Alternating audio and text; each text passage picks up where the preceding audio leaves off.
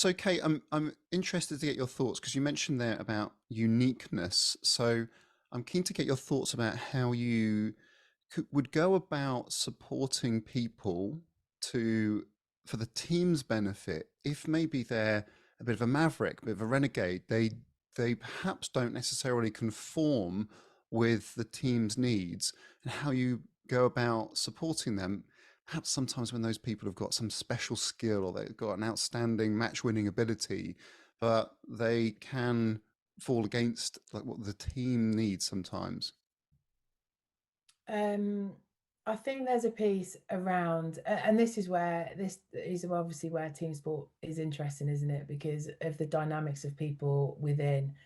Um, in all the teams that I've worked with, there's been a very strong team first mentality. Um, and I think that it is the responsibility of everybody within that environment to have a really good understanding of who is in the room and an understanding of those individuals and how they operate and potentially why they operate in the way that they do. And we are always trying to identify what are the super strengths of each individual staff and players, what do they bring, and how do we create an environment that gives them the best opportunity to bring their strengths. And I think that that's a really important piece of work, but that goes hand in hand with an equally piece of important work around having very clear and unambiguous standards of behaviours and expectations of everybody within that environment. And I think that when that work is done well and when it is led from within and it is when people are have the uh, people feel able to take risks, to make mistakes, to get it wrong sometimes, but to be able to learn from that. They're clear in what's expected of them. It gives a foundation for people to be able to hold each other to account and have an open and honest conversations at times around what is helpful and what is not in terms of the performance of a team. Um, and maybe it's just luck, but I can't think of a scenario in the teams I've worked with where somebody has had to leave a team or has not been appropriate within an environment because of behavior. I think that people are different, and I think we should be embracing cognitive diversity, and I think we should be developing our skills and our opportunity to look at the world through multiple different lenses. Does that make management of a team more difficult? At times, yes, but ultimately, I believe that the evolution of that team and the ability to move beyond current capability is probably greater. Hmm. Yeah, here. I think it, in that sense of conformity, is not an ambition. It's actually can dilute performance in that sense. If you, it puts the onus on, like you say, the management and leadership skills to get the best out of the unit parts.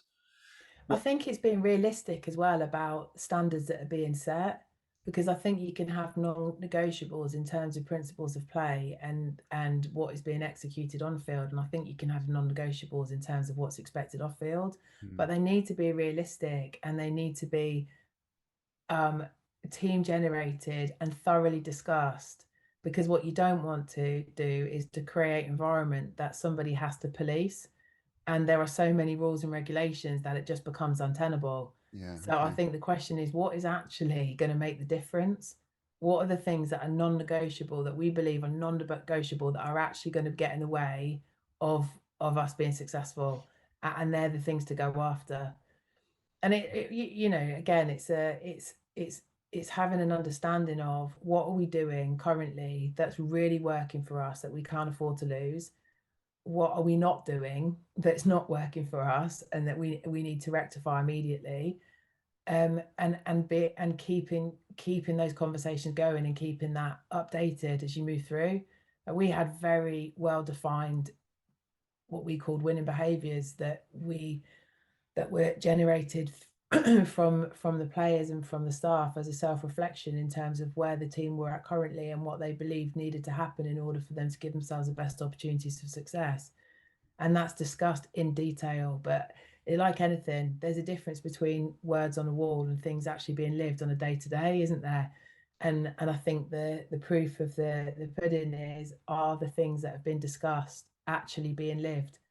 And I can honestly say, certainly through the summer and certainly through that phenomenal team of players and staff group, the behaviours were being lived on a day to day and were evident in everything that that went on, whether that was on the field or off the field.